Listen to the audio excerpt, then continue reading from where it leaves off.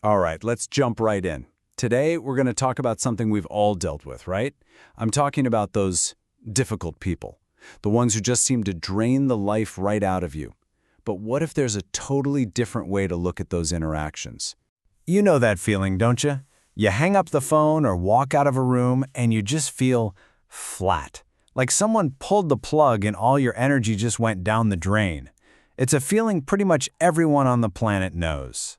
And yeah, exhausting is putting it mildly. Our brains are basically wired to spot threats, and that kind of constant negativity, it can feel like a low-grade attack. So feeling totally wiped out after dealing with someone like that, that's not you being weak, that's just your brain doing its job. It's a completely normal response. Okay, but this is where we're going to take a sharp turn. Because our first instinct, our gut reaction, is always to just get away from them, right? To put up a wall. And hey, a lot of the time, that's a super healthy thing to do. But it might not be the only thing to do.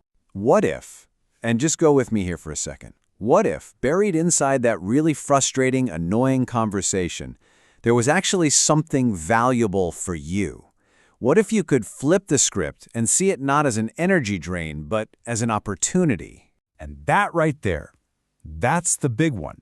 This is the question that changes the whole game. Because it takes you from being a passive victim of their bad vibes to being an active student of, well, of what not to do. It's a pretty bold question, for sure, but the answer is even bolder. So let's get to the heart of it. Can we really learn something useful from these draining encounters? Well, the answer we're exploring today is a very clear, very powerful one. Boom! There it is. It's so simple, but it's a total game changer. They aren't your role models, they're your reverse role models. They are showing you, with perfect clarity, exactly what you don't want to be. Every negative thing they do is a free lesson in how to be better. Let's actually put a name on this idea. A reverse role model. I love that term. It's not someone you look up to and say, I want to be like them. It's someone you observe and think, okay, note to self, do the exact opposite of that. They actually help you get clearer on your own values by showing you what you stand against. So knowing this is one thing, right? It's a cool idea. But how do you actually use it? How do you put it into practice in the heat of the moment without just getting sucked into their drama anyway? Well, there's actually a pretty straightforward framework for it. It all boils down to these 3 simple steps. First, you just observe. You kind of become a scientist, emotionally detached, just noticing what they're doing. No judgment, just observation. Then you reflect. You ask yourself, okay, how does that actually make people feel, me, other people? Why doesn't that work? And finally, this is the magic step, you invert the lesson. You turn it into a positive goal for yourself. And this is a perfect illustration of how that works. So on one side, you see the observation, they're constantly blaming other people for everything.